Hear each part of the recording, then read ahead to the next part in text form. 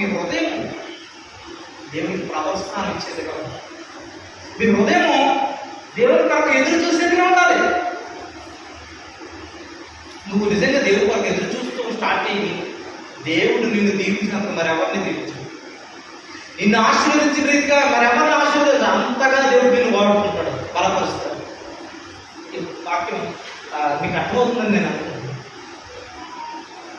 దేవుడి కొరకు ఎదురు చూడడం, యెహోవా కొరకు ఎదురు చూడడం తద్వారా నూతన బలం వస్తుంది. దేవుని నామ స్తోత్రం చెప్పాలి. ఏమండి, ఈ సంవత్సరంలో బలం వచ్చే సంవత్సరం ఉండకపోవచ్చు.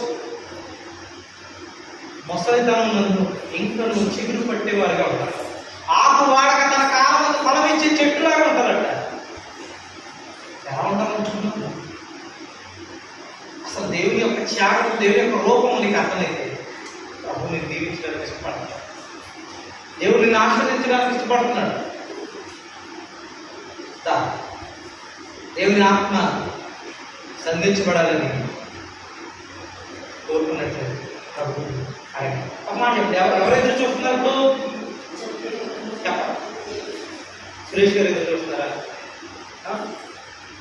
దగ్గర కోసం ఎదురు చూస్తున్నారా? మీరు డ్యూటీకి వెళ్ళడానికి ఎప్పుడు వస్తాడు మా యజమానుడు?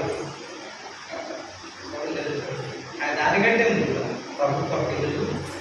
రెండో మాట దగ్గర వస్తుంది చూడండి. హెబ్రీయులకు రాసిన పత్రిక 11వ అధ్యాయం 10వ వచనం చూస్తున్నాడు. ఇక్కడ చక్క ఎదురు చూశాడు.